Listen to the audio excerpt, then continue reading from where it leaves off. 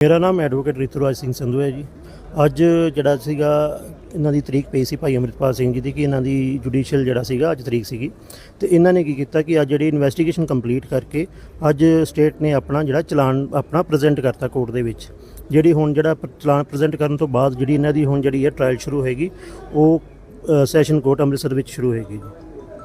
ਕੀ ਗੱਲਬਾਤ ਹੋਈ ਹੈ? 39 ਨੰਬਰ ਜਿਹੜੀ FIR ਸੀ ਉਸ ਦੇ ਵਿੱਚ ਜਿੰਨੀਆਂ ਗ੍ਰਿਫਤਾਰੀਆਂ ਸੀ ਸਾਰੀਆਂ ਕੰਪਲੀਟ ਹੋ ਗਈਆਂ? ਦੇਖੋ ਹੁਣ ਤੱਕ ਤੇ ਸਾਰੀਆਂ ਕੰਪਲੀਟ ਹੋ ਗਈਆਂ ਹੋਈਆਂ ਨੇ ਤੇ ਸਾਰੇ ਜਿੰਨੇ ਵੀ ਅਕਿਊਜ਼ ਸਾਰੇ ਪੇਸ਼ ਹੋ ਚੁੱਕੇ ਹੋਏ ਨੇ। ਲਾਸਟ ਇਹ ਹੋਈ ਹੈ ਭਾਈ ਅੰਮ੍ਰਿਤਪਾਲ ਸਿੰਘ ਜੀ ਬਚਦੇ ਸੀਗੇ, ਅੱਜ ਉਹਨਾਂ ਦੀ ਵੀ ਟ੍ਰਾਇਲ ਸ਼ੁਰੂ ਹੋ ਗਈ ਹੈ ਜੀ। ਠੀਕ ਹੈ, ਅੱਗੇ ਸਰ ਹੁਣ ਕੀ ਪ੍ਰੋਸੈਸ ਹੈ? ਅੱਗੇ ਜੁਡੀਸ਼ੀਅਲ 'ਚ ਰਹਿਣਗੇ ਜਾਂ ਜੇਲ੍ਹ 'ਚ ਭੇਜਿਆ ਜਾਵੇਗਾ? ਕਿਸ ਤਰੀਕੇ ਨਾਲ? ਦੇਖੋ ਹੁਣ ਤੇ ਜਿਹੜੀ ਆ ਉੱਥੇ ਅਸਾਮ ਉੱਥੇ ਹੀ ਜੁਡੀਸ਼ੀਅਲ ਦੇ ਵਿੱਚ ਰਹਿਣਗੇ, ਉੱਥੇ ਜੇਲ੍ਹ 'ਚ ਰਹਿਣਗੇ ਤੇ ਜਿਹੜੀ ਇਹਨਾਂ ਦੀ ਟ੍ਰਾਇਲ ਜਿਹੜੀ ਸ਼ੁਰੂ ਹੋਈ ਹੈ 2 ਤਰੀਕ ਪਾਤੀ ਜੱਜ ਸਾਹਿਬ ਨੇ ਜਿਹੜਾ 2/5 ਨੂੰ ਇਹਨਾਂ ਨੂੰ ਸੈਸ਼ਨ ਕੋਰਟ ਦੇ ਵਿੱਚ ਇਹਨਾਂ ਨੂੰ VC ਰਾਹੀਂ ਪੇਸ਼ ਕੀਤਾ ਜਾਏਗਾ ਤੇ ਟ੍ਰਾਇਲ ਸ਼ੁਰੂ ਕੀਤੀ ਜਾਏਗੀ। ਅੰਮ੍ਰਿਤਸਰ ਦੇ ਵਿੱਚ ਹੁਣ ਸਾਰੇ ਕੇਸ ਦੀ ਕਾਰਵਾਈ ਚੱਲੇਗੀ? ਹਾਂਜੀ, FIR ਨੰਬਰ ਜਿਹੜੀ 39 ਦੀ ਹੈ ਹੁਣ ਕਾਰਵਾਈ ਸਾਰੀ ਜਿਹੜੀ ਹੈ ਅੰਮ੍ਰਿਤਸਰ ਕੋਰਟ 'ਚ ਚੱਲੇਗੀ।